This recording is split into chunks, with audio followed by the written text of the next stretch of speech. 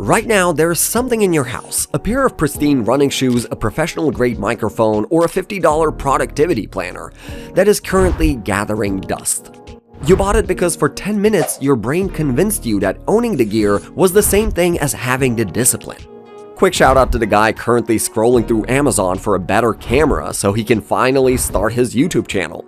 Trust me, the $2,000 lens isn't going to give you a personality. And the moisture-wicking gym shirt isn't going to do the squats for you. We're talking about identity signaling. It's a psychological glitch where your brain takes a victory lap before you've even stepped onto the track. Today I'm going to show you why your pro equipment is actually a sophisticated form of procrastination, and why the most dangerous thing you can do for your goals is to buy the starter pack. You're connected to Wi-Fi. Look, I'm not just calling you out, I'm calling myself out. A while back, I decided I'm going to be a piano guy. I didn't know a single chord, but I spent 3 days researching $2,000 weighted key digital grants. I was obsessed with the wood grain and the pedal feel, well, and also, how cool it will be when friends visit me and see a $2,000 piano in my house, feeling like Vladimir Horowitz here. I was ready to buy the soul of a musician before I even had the calluses. My music teacher saw my wish list and just laughed. She told me, go home, find a $20 plastic keyboard from the 90s on Facebook Marketplace, and if you can make that thing sound like music, come back and we'll talk about the wood and wires. Otherwise, you're just buying furniture. That hit me like a ton of bricks. I wasn't looking for an instrument, I was looking for an escape hatch. Okay, here's the glitch. Your brain is a dopamine addict, but it's also incredibly lazy. It wants the reward, the feeling of being a fit person or a creator without the 500 hours of boring, repetitive work that actually takes to get there. When you hit complete purchase on that pro-level gear, your brain releases a massive hit of dopamine.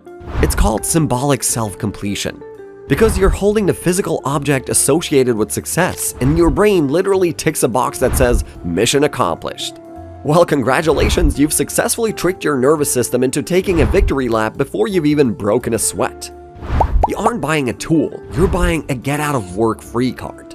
But there is a deeper, more insecure layer to this. We buy the armor because we're terrified of being seen as a beginner. We think if we show up to the trail in $200 trail runners, no one can look at us and all they will see is a fraud. But here's the reality check. Perfection has no depth. The guy who is actually winning is usually wearing a beat-up t-shirt from a 2015 5K and shoes that have seen better decades. He doesn't need the armor because he has the depth. When you lead with the gear, you're trying to render a high-resolution version of a character who's still at level 1. You're trying to look correct instead of being capable. You're a high-definition void. All the pixels, zero soul. Now, we can't entirely blame our biology though. We're being coached into this by a world of polished glass humans. You scroll through social media and see day-in-the-life videos of people with $10,000 desk setups and aesthetic lighting. It looks like the gear made the person. But let's be honest, social media is a lie of omission. It skips the low-res phase, the years of sucking at it, and the embarrassing first attempts. By trying to buy your way into their endgame, you're just making the uncanny valley of your own life even wider. It's not like these plastic, filtered, and polished glass humans we see on social media. Those people aren't trying to connect with you. They're just trying to render themselves into the valley. You've built a cage made of pro equipment, and now you're too intimidated to actually play in it. So, how do we break the loop? You have to embrace the zero gear rule. If you want to be a writer, write on the back of a grocery receipt. If you want to be a runner, go outside in your lawn mowing shoes. The second you add the gear before the habit, you've created a barrier. Now, you don't just have to run, you have to be worthy of the $200 sneakers. Perfection is a red flag. It's just a sophisticated form of hiding. The most magnetic thing you can be isn't polished, it's active. Stop shopping for the version of yourself you want the people to see, and start being the person who actually does the work when no one is watching. The next time you're hovering over that add to cart button for a hobby you haven't even spent 10 hours doing yet, close the tab. Go do the work with the wrong tools first. If you still love it when it's messy and low res, then you've earned the upgrade. Your gear should be a trophy for your discipline, not a bribe for your ego. If I just saved you a few $100 and a lot of future guilt, hit that subscribe button. We've got a lot more connections to make. Let me know in the comments, what's the most expensive identity signal currently gathering dust in your house? Be bold, be soft, but above all, stay human. I'm Wi-Fi, stay connected.